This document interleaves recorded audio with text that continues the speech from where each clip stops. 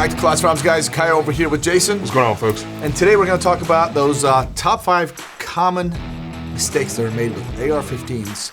Part 2, because we've done a part 1, right? Yeah, we did a part 1, and this is just kind of a thing about common mistakes that just we see some of us have had actually personally happen or personally done, and some kind of mishaps we can keep you from making that same mistake.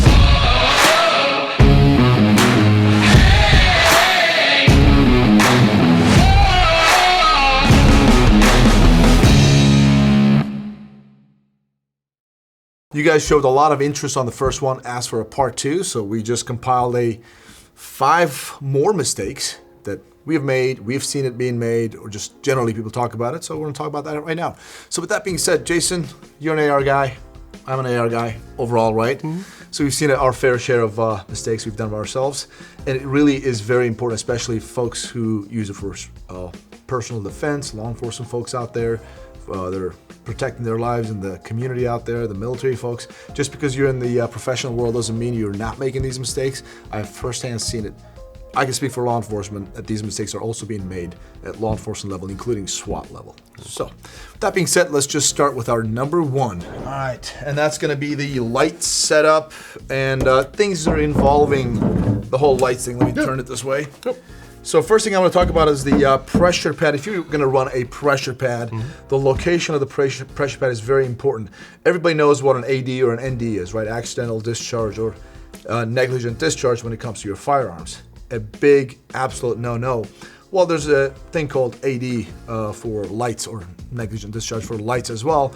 You just basically activate your light when you don't mean to, and that is really bad. You're going to give up your position, or you're going to backlight your team if you're doing something with other people around you, but you're definitely going to put yourself in a bad position if you activate this thing. And a lot of times we've seen it, like people train flat range or doing a shoot house or real life operations. You get into something, if your pressure pad is set up just underneath your thumb right there, which a lot of people do, well, this is what's gonna happen.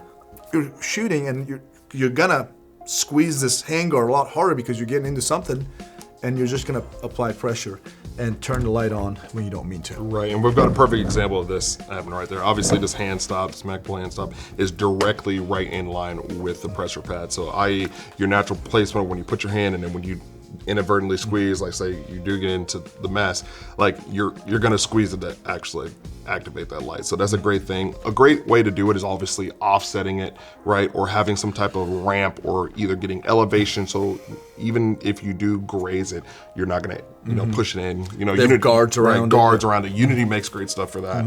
Also, Surefire has a smaller actual activation button now, so it's a lot smaller. It's just that. So that more piece. intentional. Way more intentional. So. And work on the human anatomy, right, guys? So when I have my hand positioned that way, if we look at human anatomy, my thumb wants to go forward. We're built that way, but not necessarily backward. I can only go back so far.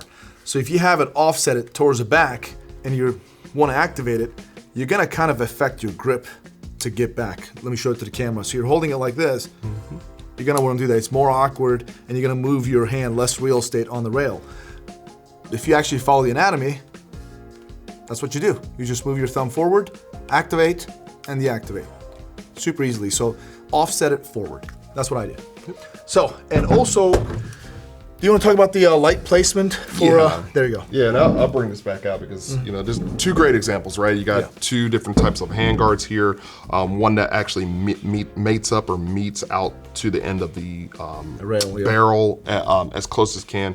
But you've got ones that are cut back like this. So whenever mounting a light, like there's many different strokes for different folks. Even if you run suppressed or you don't run suppressed, you do have the possibility of putting a light way back farther here on the rail, and then you do have the possibility of it not cascading all the way. It will splash onto the rail and or the rest of the barrel like that. Yeah, see that shadow? See that little bit of shadow back there that's going on. What we consider a suppressor shadow now. If you think about it, it does eat up a little bit of the lumens that this thing is actually trying to push out, and a candela, because it's not getting that full spray, depending on what type of head you have, if it's more for spill or if it's more for projecting out. But there's also great companies who make things that actually help out when it comes to that. So obviously bear that in mind when it comes down to it. I know this T-Rex Arms light bar actually pushes the light far out. So obviously if I remove this suppressor here, the Surefire Mini, you can see that it's matched up almost there right at the end, so there won't be any suppressor shadow or shadow from the barrel itself. But obviously, once you add something to the muzzle, you can only alleviate it as much as you can. There's always going to be some type of smudge, but obviously if the light was way back here, it'd be way worse. Way worse. Yep. Way worse. The only caveat to that one is when you don't have a suppressor on there, you're going to have your flashlight right next to the muzzle device, so you need to be aware of that and just constantly clean that, make sure that it's not completely blocked off with some carbon. But you should buy a very good light that can handle it. So. Oh yeah, Just saying. It's gonna be a self-correcting mistake. There you go. You literally shoot a mag and next thing you know your light's not working. You got to spend some money. A lot of gas is coming out of that muzzle, so it's very, very powerful. Oh, light, eat your heart out. That's right. So that is your number one, guys. Light switch placement and light placement too. And if you don't have a pressure pad and you actually make sure that you want to put your light in a position where you can activate it while you're holding the gun. So you don't want to have it over there and just like do that, right? You maybe reposition it so you can actually activate it with your thumb, or if you're a lefty, whatever. Just make sure it's ergonomic to you. You know what else solves that problem? Clicky caps. Yeah, very important, yeah. I'm a big fan of pressure pads. I like it them. keeps me right there, so very, very important. Anyways, so with that being said, number two. Let's move on. All right. Number two, witness marking your screws on your gun. So what is witness marking in itself? Like, what does it tell you? They witness for you. You put them on the stand. No, it's the others. Yeah, go ahead. Yeah, witness marking is definitely about seeing if something moves and the potential if it has or has not moved. So that's a great thing. But we're talking about a solid line that goes across any fixer bolt, anything that goes screw, anything that slides, anything that has a potential to move. So you're giving yourself a visual concept and seeing a straight line to see, hey, if I put a mark that's with a permanent marker or oil pen and see if it's broken by any means, I can see if it's moved or if it's not moved. So it's a good way to do it in case you've ever built something. You put, have a build, you do it, or if you run a gun really, really hard, you need to know if those small components may be coming off to your device. So. Yeah, so these guys, there's a huge explosion going on in there. Yep. Just a lot of heat, vibration. Guess what? Things are gonna move. Screws like to walk out. Yeah, you Loctite them. Great, you should Loctite them depending on what you have. Blue Loctite and the red Loctite, which is more permanent, but still under vibration and heat, things just walk out. And when we talk about witness marks, I'm gonna do this one actually live. Yeah, go ahead and do that. Mm-hmm. Obviously everything has been torqued down. That's one of the main things. You wanna make sure everything that you have is torqued down to the proper torque spec. Obviously, make sure you know the difference between inch pounds and foot pounds. Everything is just tight as tight, man. Cross threading doesn't matter. Tight as tight. Cross threading is nature's Loctite. That's it. All right, so great way to do this. Obviously, is get a oil pen, dab it a little, get it ready, but also hold it up. As you can see on the fasteners, that's going with the handguard because this takes a lot of force, a lot of torque. So what I'm going to do is just go a straight line, and go straight across. So that just gives me a nice little indication to see if this thing moves, if it doesn't move. Obviously, other points of contact that you want to do are definitely like, I don't know, your optic, all kinds of stuff. All kinds of things. So with this one, come across, boom. This one, come across, boom. And you can see if anything like that would move.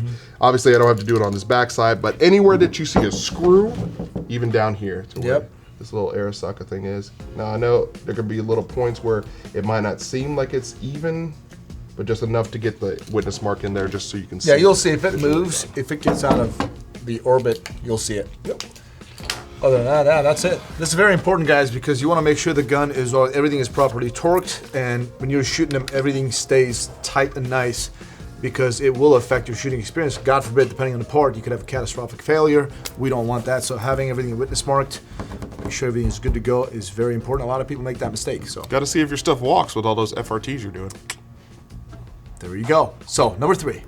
Number three is going to be all about the magazine catch or magazine release button. In this case, we've got Ryan's PWS Mark 111 here, fully nicely decked out. One of my favorite guns to shoot here. It's super nice, long stroke piston driven system. But if you notice it, we've got this oversized magazine release button. It doesn't move. It doesn't move. Now, this is really good. A lot of competition shooters use it. It's pretty cool, but here's the downside to it. I don't like it. This has happened to me during a lot of combat type training, shoot house stuff. When things happen where you're like engaged, do stuff, and then you just index that gets your finger off the trigger, right? When you're like that, because the spring tension is so soft, at the same time, this is such oversized, super smooth magazine release button, I have this inadvertent activation of it. So I'm like, pop, pop, pop, do my stuff.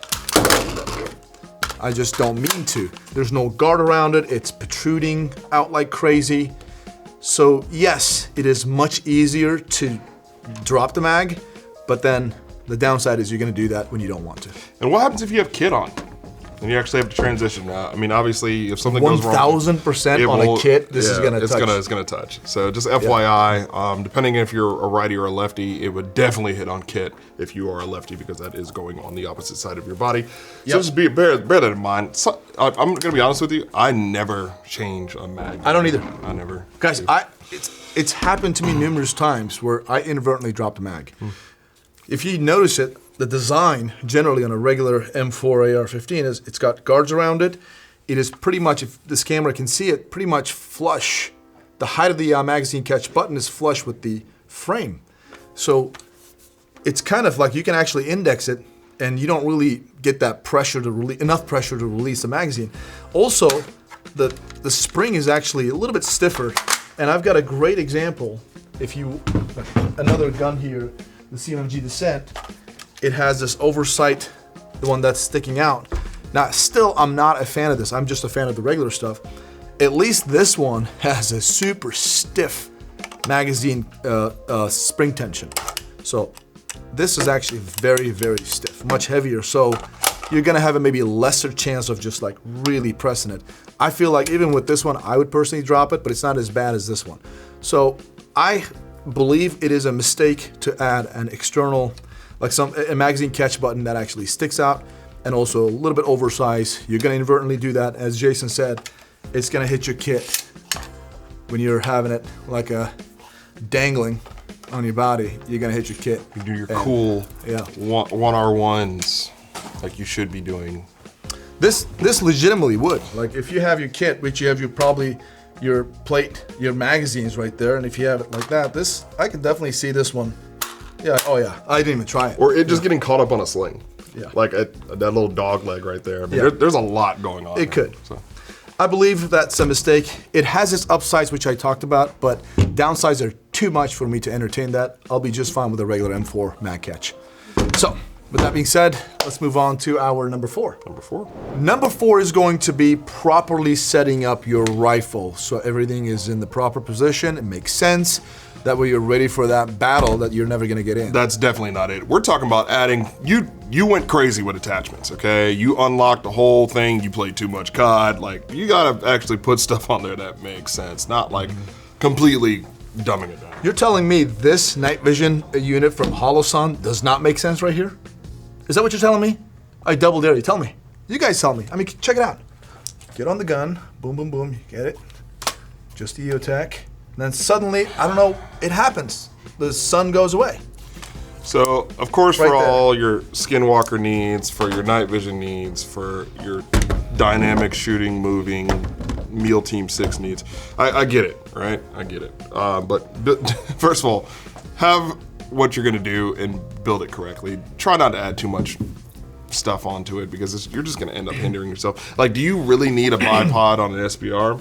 That's your personal preference. Remember, take all of what we say as like a grain of salt, super subjective, but as you can see, this is ridiculously put together. You got a gun cam on here, you got an EOTech with a magnifier, you got irons that are flipped up. There's a light over here that nobody even knows about. And of course, I mean, I hear you, man.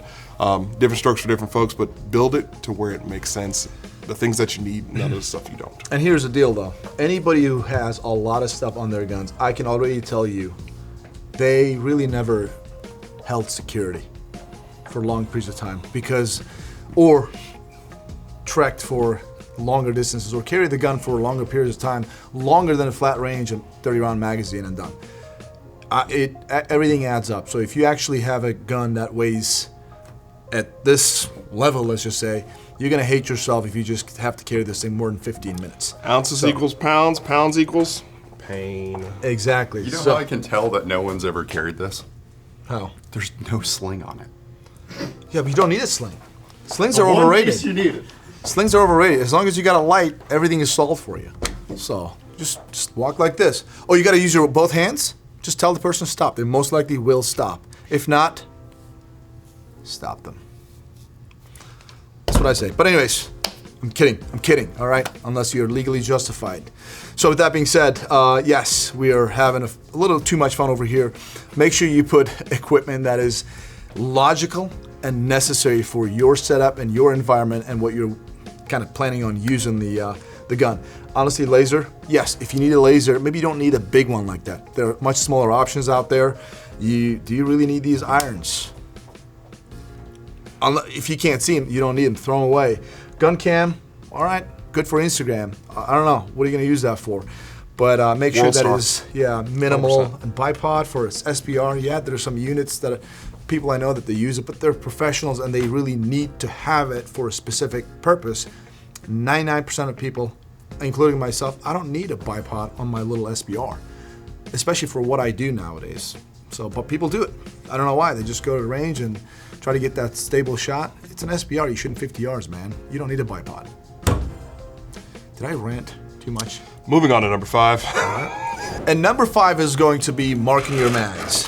Why is that important, you may ask? Well, I've got a great story, and a buddy of mine, Smiley, was on the channel a couple months ago, and we were doing this nice little night vision situation. Everybody knows, if you know me, 9 times out of 10, I always come to the range with preloaded mags, but not only that, they know that my mags are different for many different reasons.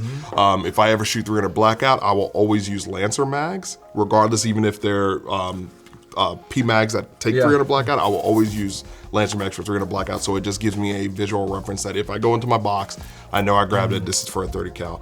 But Smiley decided to take my gun and actually wanted to shoot it, and then handed me a magazine to refill because he was like, hey, let me shoot it, and he handed me a different magazine than what it was in my gun, and there was almost a catastrophic failure, so shout out to that. Smiley, I love you though, it's all good, but it's just a good way to not only visually feel, see, and what's going on, you just know what you're feeding your gun in case that instance. Obviously, low light is different. I'm not gonna use a glow-in-the-dark pen, but just FYI, if you can do it from a glance and say, hey, under a light or just seeing it visually is a good representation to go. So. Yeah, so you could actually feed 300 blackout into some 5.56 guns, and obviously it wouldn't fit properly for that barrel, and you could hurt yourself or destroy your gun or both. Your doppelganger did it at CZ. Yeah, James over at CZ, he tried it with the Bren 2, and it actually chambered and fired, and Bren 2 survived, which is very, very interesting. I would say most guns will not. But some do. I've seen a catastrophic failure of a 300 blackout squeezing its way. That's crazy. Into a barrel. So there's that. So be careful. And another reason why I mark my mags, it's very important because mags are one of the primary things that actually cause guns malfunction. And if you have your mags marked, so you can see which mag actually is causing the problem, so you can put that aside so you don't use that again, trash it, whatever, fix it. But it's very important. But if you have like 4 P mags exactly like this, right, and you're just constantly having issues with the magazine, a specific magazine, you won't know if you don't mark it. So it's very important that you mark your magazines. Right. I know that number 4 is giving me issues, so I can just chuck it or attempt to fix it, whether it be changing a follower springs, anything like that to remedy the issue. So absolutely, very, very important. That's about it, guys. What are your thoughts? Let us know your thoughts in the comment section. Do you agree, disagree on this one? Do you guys want us to do part 3? If so, give us some ideas. What are some of the mistakes that you have made or you've seen people make? Yeah, exactly. Sound off in the comments. Which ones did you make? Did you throw an LPVO on a 5-inch barrel? With a bipod? Hope not. Yeah. If you did that, let us know why. If you can articulate, man, I'm here. I'd like to hear you. If you can articulate it. Big if. Yes. So, guys, that's it. Thanks for tuning in. Hopefully you guys enjoyed the video. Hopefully it was educational for you. And as always, thanks for tuning in. We appreciate your business. God bless. We'll see you on the next one.